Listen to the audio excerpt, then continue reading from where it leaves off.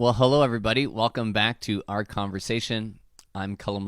I'm the Youth Ministry Coordinator here at St. Anne's Parish in Saskatoon, and with me, as per usual, Father Matthew. I'm the pastor here at St. Anne's.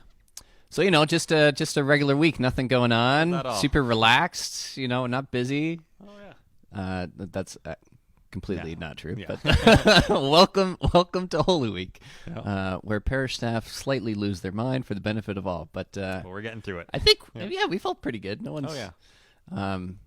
So generally, you feeling good, feeling confident, feeling ready? Yeah. I spent yesterday afternoon and actually did some homily prep, and I've got Holy Thursday, most of Good Friday, and then basic ideas for Easter Vigil, Easter Sunday. Okay. So I'm feeling pretty good about where we are. There you go. Our one stress is we were late. I was late ordering an Easter candle, but it arrived yesterday evening, so we are even have an Easter candle, so we are all set. There you go. Yeah, I was going to bring that up, and I was like, oh, do you want to bring the That's fine. red coffee? I was like, is this a small crisis or big crisis? Well, when the boat was stuck in the Suez Canal and we didn't know where our candle was, that was a bit of a... There we go. Now it's all flowing again, so we're okay.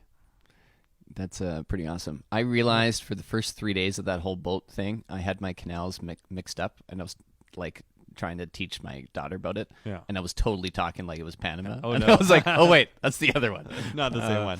My geography was not on point, but I've been slightly distracted with other things. Although I have a cousin who lived in England, and he put on Facebook a picture of there's some boat in, I think, the Thames that also did the same thing as blocking the Thames. Oh, really? Yeah. It didn't get the same coverage as the Suez, but... Well, yeah, a few The less, same but smaller. few less boats in that right. action. Yeah, there was a meme going around to say that the next boat through, I was like, that captain has the ability to do the greatest joke of all time, right? It's like one little steer to the left, block everything again. But it would not be a good joke. I think, for the sake of the economy of the world, it's good that we keep that thing moving. Yeah. And we get our Easter candle. Not that we know it's connected, but hey, maybe maybe so. I'm really excited for the Triduum. I mean, let's just call a spade a spade. The fact that we can have people is a pretty big difference from where we were last year. So. Yeah, it's exciting, and it's been a lot of work for us bumping it, especially from having 30 people and bumping up to 150 here. Yeah. Which is really exciting that we can do 150 and do it safely and spaced out. It adds to the workload a lot, but definitely an exciting thing to have. Yeah, that amount of people here. Yeah, it's we're happy to have to worry about that. Think about it. That's right. Even a simple thing like for Easter Vigil and those entering the church, at 30, we might not have been able to have everyone in their families. We couldn't have had everyone. At which Vigil. is praise God that we have that many people and their families coming in. But it's good that we can do them all together as it should be. So that's really exciting. That's exciting. And it was a year ago now that I was actually quarantined in my house awaiting a COVID test. Yeah. So it's a very different world where. Yeah, we were very stressed last year for many different reasons. It was negative. I was fine. But, It'll go down in history as one of the craziest liturgies we ever pulled off for Holy Thursday specifically. I think there was people in 4 locations or something like that. So I was in my rectory celebrating the Mass. Yeah. And then we had musicians at St. Anne's doing the music at the same time on, I think, a Skype call that we put into eCam and then threw out into the live stream. Yeah. And then we had a couple people, too, also writing sound there and video. And then you were at your place in Warman collecting all this stuff and putting it together. Yeah, it was actually running out of Warman, but then all the people that were critical to it were somewhere else. And then also me and the musicians were on a phone call together because there's a bit of a delay, so we could actually hear each other. Yeah, it was pretty wild. I wonder now, a year later, we might have done that a little bit more simply, but if anything, COVID in the time. Yeah, exactly. Yeah. COVID has expanded our horizons in terms of tech and creativity, and the goal of that, of course, was not to do weird tech stuff. It was to give the best celebration we could for people who were heartbreaking because they couldn't be there in person. Yeah, so that I think it was worth the work to have live music for Holy. Really, it was having music for Holy Thursday is what that all came down to. Yeah, and I think just the goal of we want to celebrate well, and this is the big moment of the year. We have absolutely. Christmas and Easter, and they're such beautiful liturgies. I think we'll spend some time today to kind of just walk through them and what we love about them, how maybe we celebrate the season. Yeah. In our families growing up, or my family now, and just because I'll be honest, I was maybe a late to the party in a certain expression of loving all the liturgies, and maybe my family we went to most of them, but I think I was probably in my 20s before I fell in love with the Easter Vigil. Okay. And maybe it was because I knew somebody entering, and so that changes your perspective a little bit. Yeah. Getting baptized at Easter Vigil. But I mean, there's so much goodness. Yeah, I know one of my earliest memories as a child actually is being in the church in Unity where I grew up, holding a dark candle, or a lit candle in a darkened church. Nice. So it must have been the Easter Vigil. I, of course, had no idea at the time. Yeah. What it was, but I also remember I've come to love kind of the vigil after Holy Thursday when we take the Eucharist out and we have time to kind of pray with Him. Mm-hmm. Is I must have been I was young. I was like 5 or something, and I saw the priest taking away the Eucharist, and I announced it a little too loudly. I was like, it's Jesus. Hey.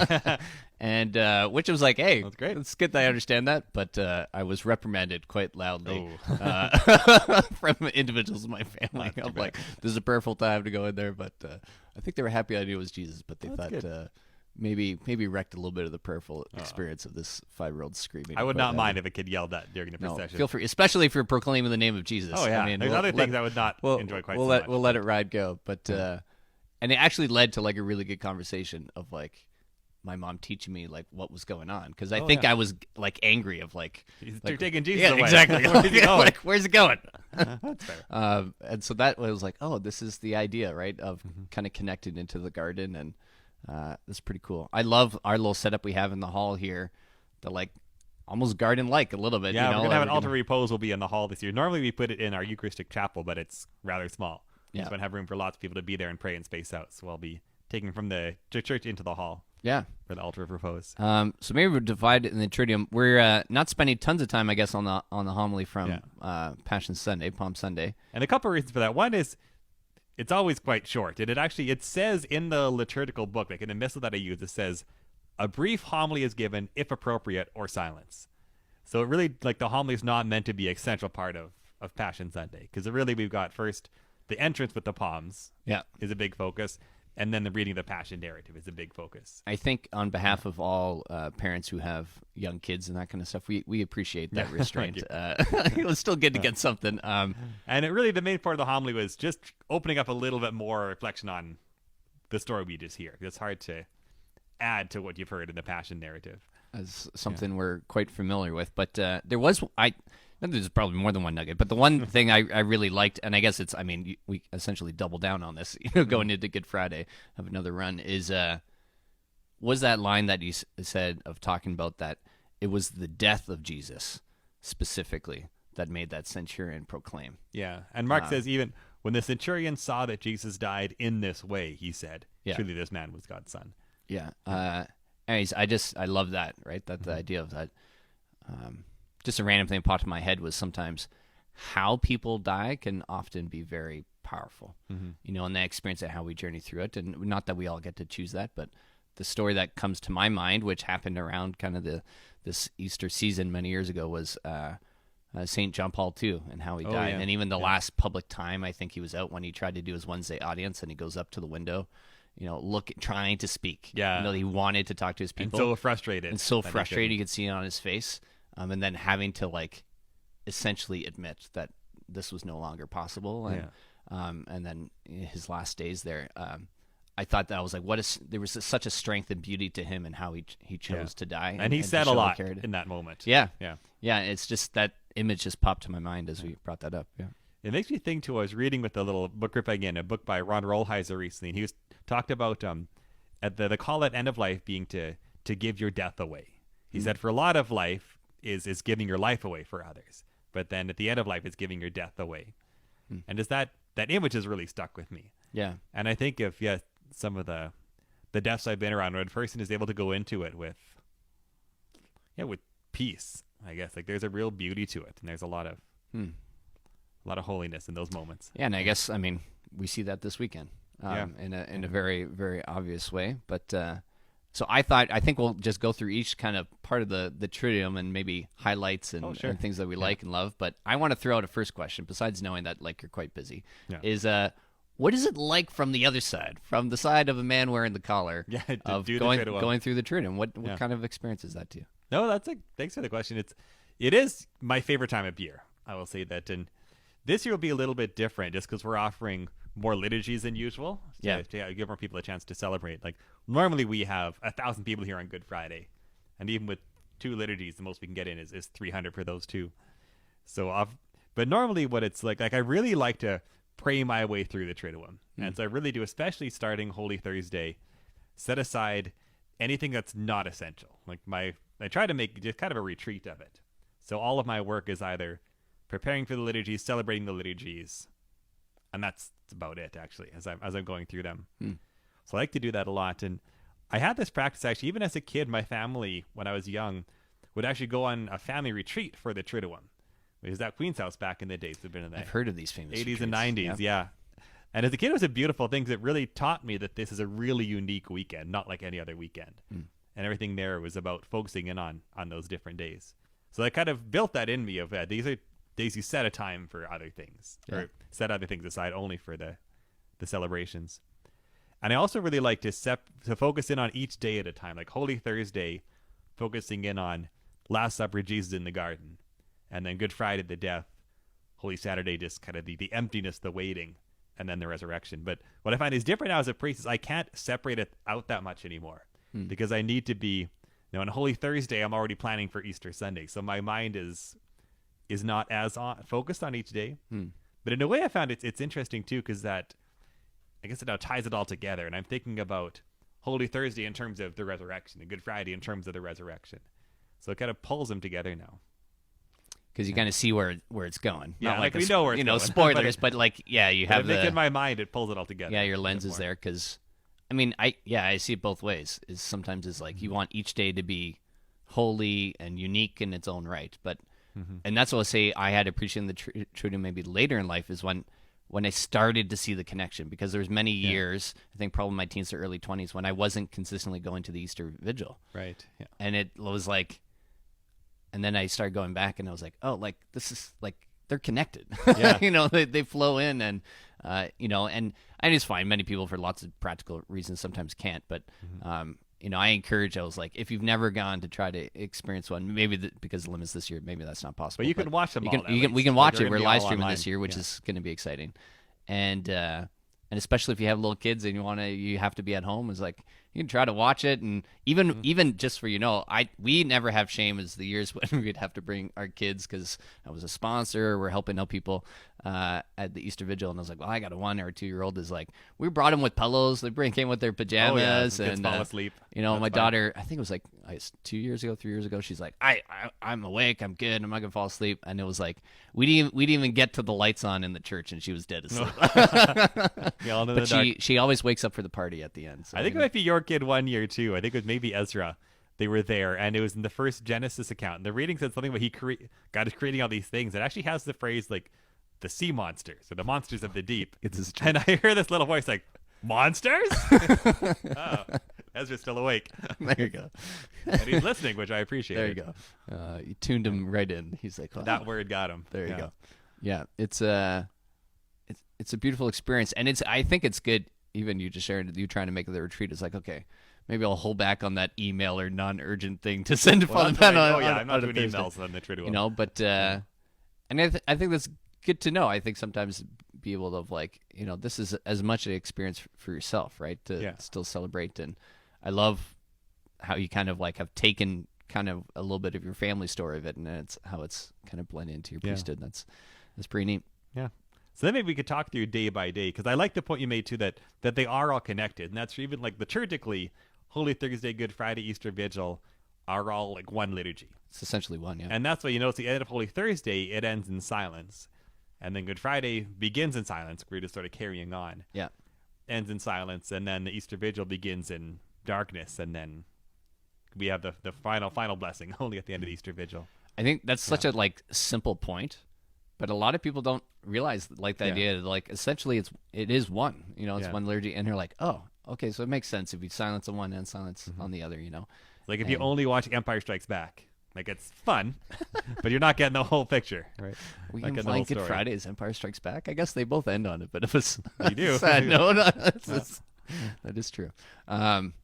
Except most people hold that Empire Strikes Back is the best one. And I mean, clearly we should kind of say Easter Vigil. Let's not take this analogy too far. Yeah, as a good friend of mine said, all analogies have their beginning and end, exactly. right? They all break down at some point. Yeah. But if it helps, there you go. But then So one thing I like too about tying in Palm Sunday to the Triduum is that in Palm Sunday you get the whole Passion narrative, like we do here from the Last Supper all the way to the death. Yeah. But then Holy Thursday, Good Friday, they take a chunk of each of those and let us go a little bit more deeply into them. Mm-hmm. So for Holy Thursday, of course, the big focuses there are like the institution of the priesthood and the Eucharist, as Jesus gives us the Eucharist. And then, but what I find really beautiful there is that the gospel reading is the washing of the feet. And of course, we're not doing any foot washing this year. Yeah. But that gesture first that Christ does of washing the feet. But then I was struck too as a priest that this is in a way the day that celebrates the priesthood, the institution of the priesthood. And what is the gospel that we're given on that day is washing the feet. Humility and service. Yeah, exactly. Yeah. Yeah. And I mean, yeah, it is interesting, and it's come up a lot, in people I've talked to, even my own life. I was like, wait, it's the Eucharist priesthood, and then we picked this? Like, it seems like you're not focusing on the right thing, but it was like maybe the Lord is like, yeah, but I need to know. You need to know the heart in which I'm calling you to experience these things and celebrate these things. And the second reading is where Paul writes about the institution of the Eucharist, so we still have that there. Yeah, but the gospel being the foot washing. And just for me is like when I think about being Catholic and moments like the foot washing just like rises to the top. It's such a visual cue, right? Yeah. It teaches so much, and especially as now, with kids is there's just such a humility and beauty, right? And I mean, you're still a young man. You're still pretty filled with energy, and you can get up and down pretty good. Hopefully, working on your squats here. I guess you get this year off, in front of the foot washing. But I guess maybe growing up, I had generally older priests for many of the years, my formative years, I guess you would say, going to these liturgies. And there was something striking about that, honestly, of when I saw an elderly man struggle to get down and wash someone's feet. Not that it's not beautiful when someone else does it, but it was very kind of telling of like, oh, like that's not a easy thing to do. Usually we would go the other way, right? You're going to help a senior in different ways, and just really taking that call to serve seriously. That's true. It's a very beautiful, and I also, this may be a little funny thing is, I love seeing the awkwardness of the people letting their foot be washed. That's actually much harder getting it washed than doing the washing, I think, for a lot of people. Oh, really? Oh, yeah, it's way harder to find people willing to get their feet washed. Why? Plus, they are like the cleanest feet you will ever see. They are. I was going to ask that question. Oh, amazingly so. Like, oh, yeah. Nobody, everyone's getting pedicures before. Like little flowers on the toenails and stuff. Oh, yeah. It's, yeah. That's funny. The one really beautiful experience I had once getting my feet washed was it was when I was at seminary, and my seminary was on the grounds of a monastery. So it was run by Benedictine monks, and the abbot was the big leader of all of that happened there, the ultimate leader of all of it. And for Holy Thursday, they had a practice where he would wash the feet of 6 seminarians and 6 monastic brothers.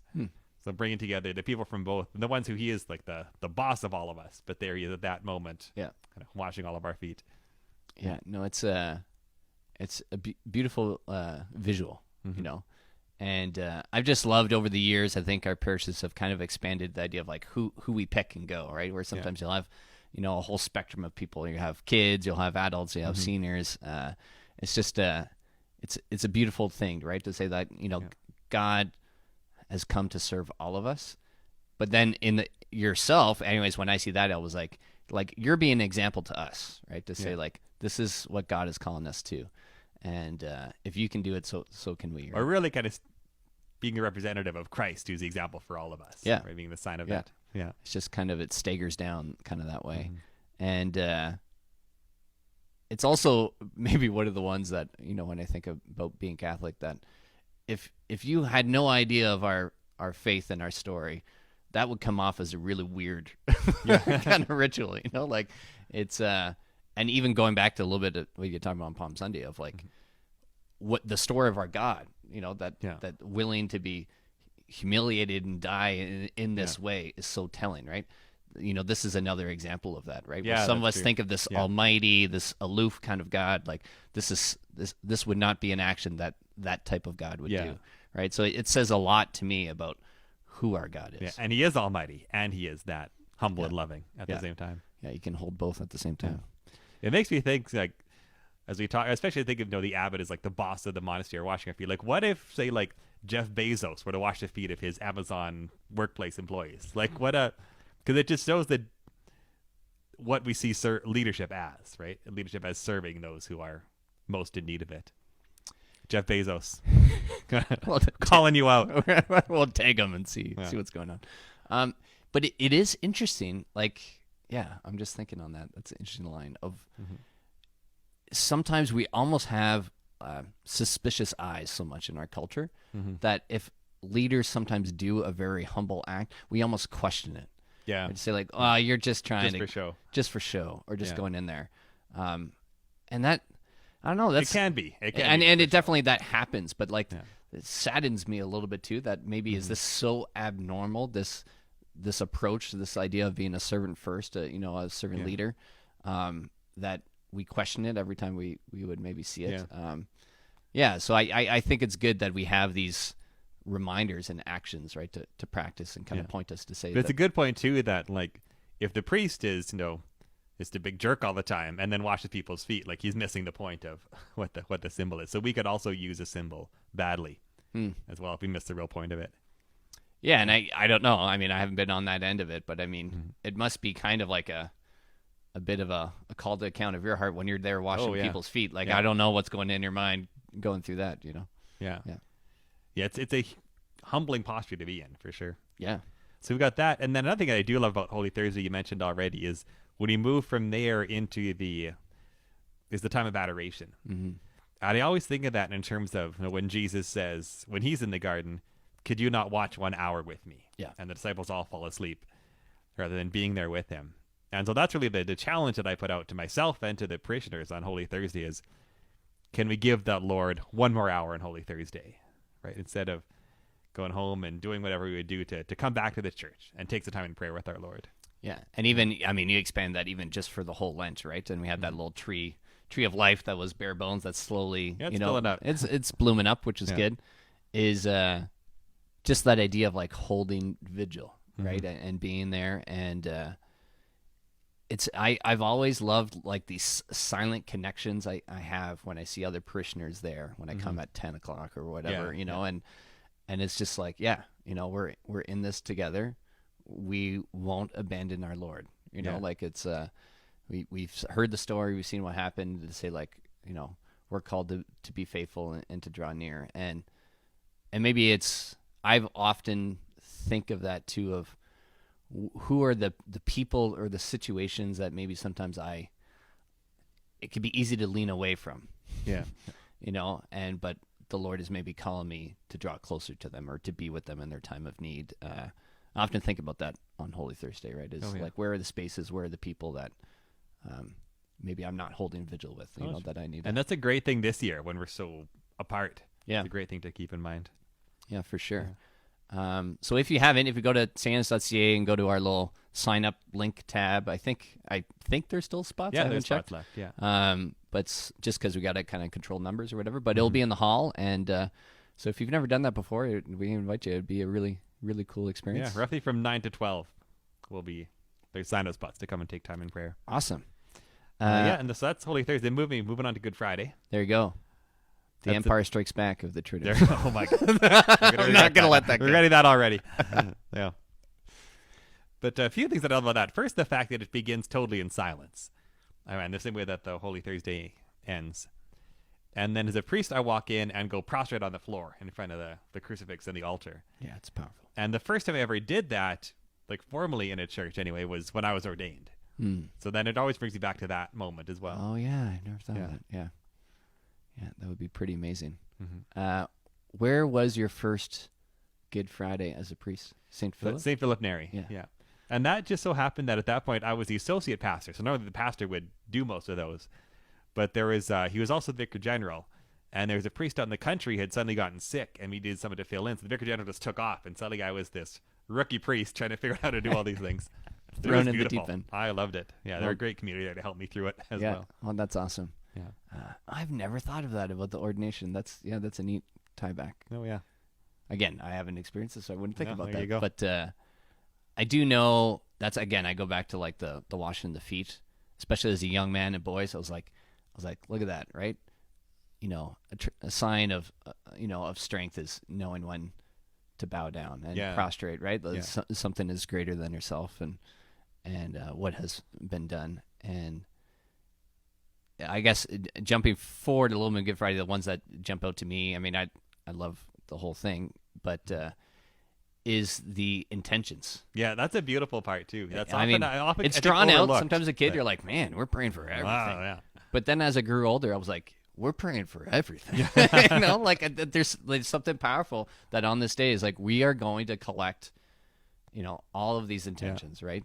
And the Lord holds all of them all the time, but especially on this day, right? He was thinking of all of these people and all of these pains and all these sins when he got upon that cross. And I just love that they do it. And even just like with I forget the different parts of it, but like, with the cantor sometimes and the response. And there's an introduction where there's another minister will say something like, let us pray for, and explain who we're praying for and explain a little bit about them. And then to pause in silence when we're supposed to, in our hearts, pray for that intention. And then the priest offers a prayer on behalf of everybody. Yeah. It's neat, Mm-hmm. And I would say when you're there, stick with it, because hear the different groups that we pray for, because it's a really beautiful, comprehensive for intentions that we offer. Yeah, that's a good word, right? Comprehensive is to say we don't leave anyone behind, right? Yeah. And I mean, we would say that all the time, but it's important on this day that we kind of, just show that, right? Yeah. In our liturgy. The other one for me, and then I'll let you go from maybe your perspective of it, is I've kind of debated over the years, maybe for more vain reasons, which I'll share in a second, is about the idea of the diaconate has always kicked my head. I went to St. Stephen's School and I thought about it, and who knows? And it's kind of the back burner. We'll see what the Lord does. But specifically why that idea first planted on me more as a kid was more for the vain reason of like, I want to be the dude that carries the cross. Because I was at a parish that had a deacon. Often the deacon will do it, of carrying in the wood of the cross, and saying, this is the wood of the cross. I love that. I love that chant. I love it. It's a different chant now. I know it's changed a little bit. I'll be honest. I like the old tune slightly better, but whatever. I mean, I bow to the liturgy people. Okay. It's not the end of the world. No, it's not the end of the world. But maybe I'm a bit of a nerd culture stuff. Is I love Lord of the Rings. That's fair. And so I gave a talk years ago that I have this connection of Gandalf and the Balrog, when they're going through Moria. Yeah. And he goes, "You shall not pass," and he throws his staff on the bridge. Somehow, and I just think of it, I was like, what a vulnerable but strong moment that he takes, for the fellowship. I'm deep diving here, but hold with me is I often just connect that with when the cross is lifted up, right? Oh, okay. To say this is the cross, that saved you. Yeah. And it's lifted up. It's not thrown down like Gandalf does. Yeah. But I just think of that visual, right? That it's like this cruel thing, right? God used to transform and to save you. And there's power in that cross. And so I'm a visual dude. So I love that part of it's a beautiful moment. Yeah. And then I think that always strikes me too, following after that, and this is more strikes me more as a priest, is watching people come forward for the veneration of the cross. And the first time this really struck me when I was a seminarian, I'd been at Holy Spirit Parish for the year. And that was my first time really, from a position of, ministry leadership, getting to know a parish community really, really well. And I got to know these people well and love them well. And then watching them all come up and venerate the cross. And thinking of, I was part of the funeral for that person's wife. And I know that this person is facing that struggle. This person is doing that. And just seeing all the stories and all the people and all the lives that were brought together to the cross. It's really beautiful for me. That's awesome. Yeah. I love that. The veneration, again, kind of goes back to the idea of when I saw the elderly priest washing the feet is I love people that, you can venerate in different ways. Right now we're not going to be kissing it or whatever, but the idea of you kiss or bow. And a genuflex, but no touching. Exactly. That's the COVID way this year. But I was always struck by the people that took the effort to kneel, even though you could tell it was very hard for them. Yeah.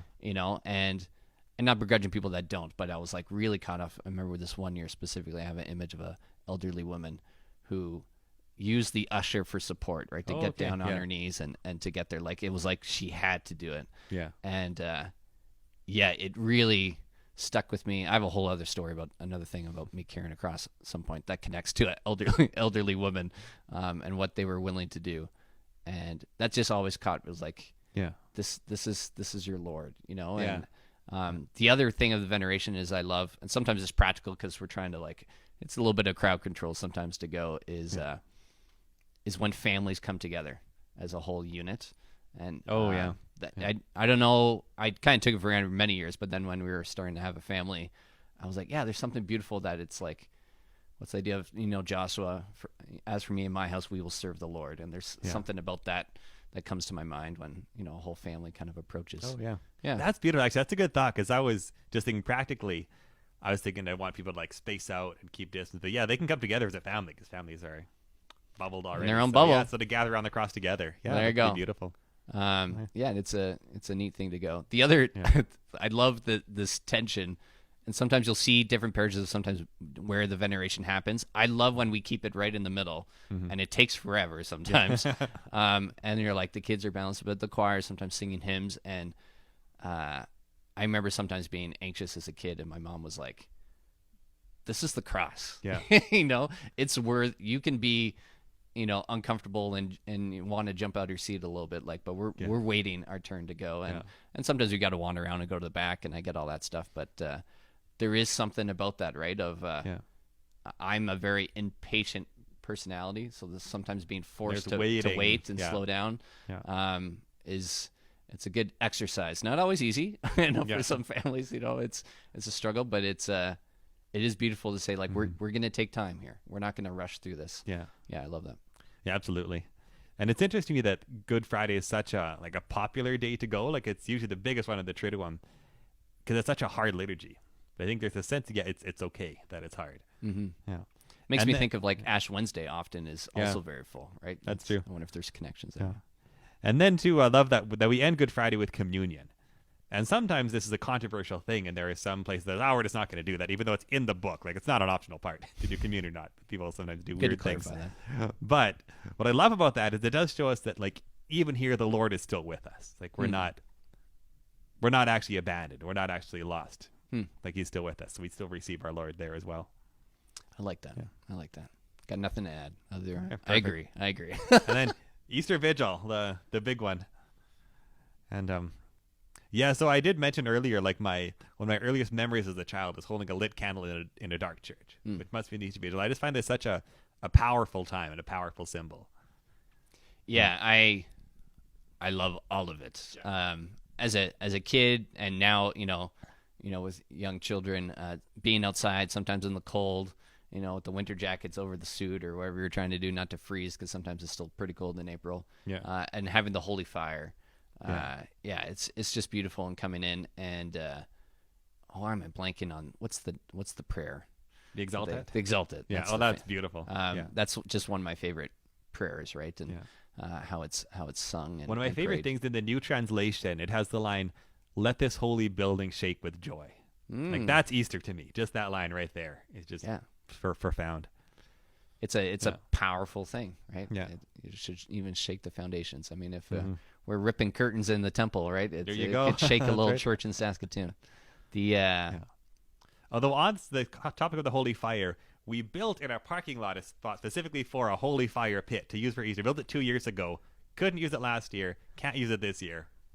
Next year, we'll have a giant bonfire in our holy fire pit. You pit. heard it here first. We'll call the fire marshals, fire the mat, go big or go home. Absolutely. 3 years in the making. Been waiting for it. I mean, it's just so people know, because some people are like, is that for, like, staff barbecues? Or No, that's for the holy Easter fire. But and part of that was, which I loved, I mean, part was just to beautify and think about some stuff, but it was so it could be seen. Because where we were is that, I mean, for my little guy, would be like, where is it? And I'd see, like, little flickerings, but actually to kind of lift it up. What actually got me thinking we need to do this was at one Easter Vigil, I just heard from someone who was just there in the congregation, someone beside there said, "Why do I smell smoke?" This is a sign that we are not doing it well if a person doesn't realize why they're smelling smoke at that moment. Yeah, sometimes practical decisions to help us celebrate well. Yeah, And I mean, yeah, Easter Vigil, the receiving of people into the church, being baptized and and confirmed, just a holy experience. And I guess last year, it was private, but like I was journeying with Noah, and it's just awesome, right? To see like the Lord is still calling. Yeah. And even last year when it was like essentially kind of, private in many ways, right? Because it was closed off, but still to have, their kind of support and their family, and to know that like despite everything, whatever's going on in the world, like the Lord is still calling, He's still speaking to people's hearts. And still this hearts. year we have a great group coming in. We'll be baptizing a bunch of people. Like it's still happening. And I love, it's not every year, but where we have some adults and their children kind of coming at the same time, like that's beautiful too. Yeah. I love it, and I love that my kids love it. They love watching baptisms. Oh yeah. And it's a real, because that's the thing too that will be different that I'll miss is we have a beautiful big baptismal font here, and normally I go in with the people and I baptize them. Yeah. Not doing that this time, of course. I think what we'll have them do is also stand in the font and we'll dump water on their heads. I'll still get them good and wet, but it'll not be quite the same as really being no mini Jordan River going on this year, but we make the best of it for sure. Yeah. I want to rewind a little bit. I know it's not part of the Triduum, but usually we celebrate Stations of the Cross on Good Friday. Oh yes, and you got something exciting. Yeah, so we have a few young people. Ended up all my volunteers are girls, little women, which is wonderful. And I gave them a few different versions of reflections to choose, and maybe it's because of that or not. I think they're beautiful anyways, but we're going to essentially do just kind of a standard version with a few different little wrinkles in there, but it's going to be reflections through the eyes of Mary. Oh, okay. Wow. Kind of the Marian version. And just really cool and beautiful. And I was excited to see some young people say like, I want to lead and I want to sing and lead some of the reflections. So there's a lot of spots in church. So I had booked off for volunteers, but like there's probably going to be over 100 spots still probably available. Oh, okay. So we put that tab up. I think it'll go in the snapshot tomorrow if you haven't. So you can still come in person, and we'll also be live streamed too. Yeah. But I've also loved that personally. Why I bring that up as part of my Triduum experiences. I mean, almost 2 decades of my life has been youth ministry, and often Good Friday has always been leading stations led by the young people, or doing a passion mime I did years ago, which we might try to do next year, as COVID makes that a little more complicated this year. But it's just I've always loved the ability to have young people help lead during the holiest time for the church. So it really does help. I know me when I was at that age to help me to enter in that much more. And understand it that much more. It's a good opportunity for them to serve and to lead and to teach a little bit, right? To experience. So that's maybe just my personal selfish kind of love of the season. Great. Yeah. And then we get to Easter itself. Easter Sunday, and it's a beautiful. It's a little bit more of a regular mass, I guess. It's kind of, which is from the work side, it's a little bit easier, I guess. Sure, yeah. But we do have the new thing there is that we sing the sequence, which is this really beautiful chant just before the Alleluia, when you can sing again at Easter. And it's just a singing about Easter Sunday and the appearance of Jesus and kind of Mary Magdalene going to the tomb. Yeah, I have to neat sort of meditation on that. Is that like a new thing to St. Anne's, or a new thing in the liturgy where they've put an emphasis on? I know it's been around for a while, because I have to say most of my adult life I haven't experienced the sequence on Sundays. Yeah, it was a traditional thing. I didn't grow up doing it either. I first discovered it when I was in seminary. The monks would do it there. Okay, yeah. But then I was looking in the Ordo and the Ordo is a book that describes how to do the liturgies.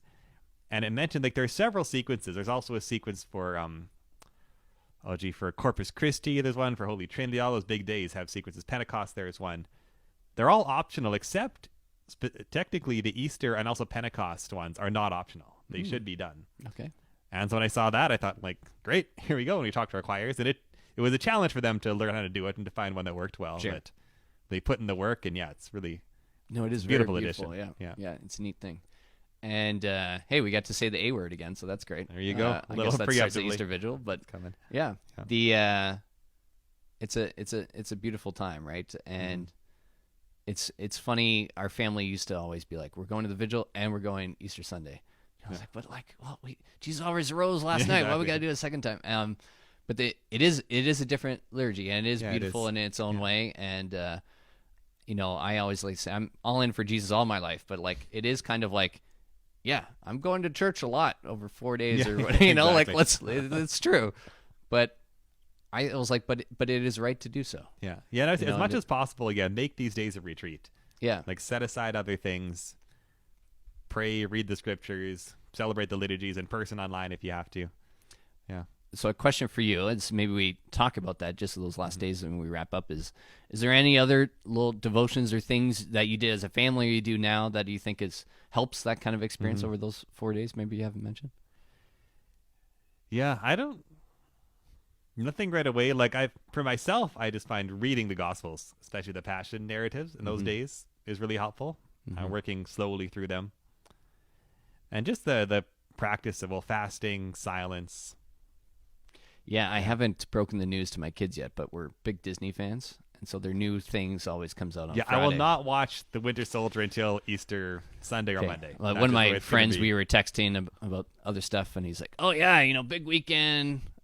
Everyone knows I'm a big fan of this Chosen series. Yeah. So that starts Easter night, and but Falcon the Winter Soldier, this big Marvel show, it comes out Friday, and I was like, "No, watching that on Good Friday. Gonna hold out till Sunday." My kids don't know it yet, but you can blame me if you need I always say that. Our other family friends are doing it, and Father Matt's doing it, so now we gotta do it. We're all in solidarity. But that is the experience of our family, and I know it's the typical demands of fasting, but was to usually give up TV, give up the standard kind of pleasures of the world a little bit, and then Holy Saturday was always like a in-between feeling for us. It's like we can't be too happy yet, but we're past the sad day. It was always a weird thing. It's kind of quiet waiting. But it was always kind of quiet. And for us, it was I use the word almost like analog to say maybe it's board games, maybe it's being outside. The last few years, our tradition is we often do egg painting or that's fun. That's making usually, pretzels as they eat. Actually, if you look online, there are prayers about pretzels because it's a cross. Yeah, it's the arms crossed or whatever. Yeah. So there's a lot of, we try to do some of those more crafty type things on Easter Saturday, and we were telling our kids they're doing a little bit today, and Friday, Saturdays.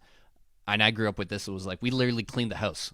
Oh, yeah. It was you're preparing for the thing. And so, it was preparing your different stuff. Yeah. And I know, I think we're doing a drive-through style, but the idea of preparing your basket and getting an Easter basket kind of blessing and preparing. Yeah, so 2 to 3 on Holy Saturday. I'll be outside the church in the south parking lot. And people can drive up, and I'll bless your baskets. I'll be out there for that 1 hour. Yeah, that was kind of a tradition that I kind of experienced more through, actually, my wife's family and her church back in Winnipeg. And I was like, oh, that's a neat little kind of tradition. Maybe my mom always went, and I just didn't notice. Yeah. We didn't go as a family. But, it's a neat little thing. So Saturday is very much kind of, that just wait. And I know... one great, actually, meditation for Holy Saturday. If people want to... You can find this just online if you Google... Ancient homily for Holy Saturday. Yeah, that's what I was trying to think of. Yeah, and so I first discovered this in the Liturgy Hours. It's the prayer that priest religious pray every day. And in one of them, it's called the Office of Readings. There's a scripture reading, and then there's a writing from some saint or some old Christian commentary. And yes, for Holy Thursday, it's an ancient homily for Holy Saturday. That's all we know about it. Don't know when it's written or where. But it's this imaginative retelling of Christ in the descent to the place of the dead, meeting Adam and Eve, and drawing them back to life. Yeah, it's powerful and beautiful, and maybe I'll link it in the show notes. So we'll find a version of it online. And I know we had a little document last year called Triduum at Home because some of us couldn't even experience some of the main liturgies. But so it'll be a little bit different this year. But we had a few different kind of activities or doing kid-friendly Stations of the Cross if you want to do that at home.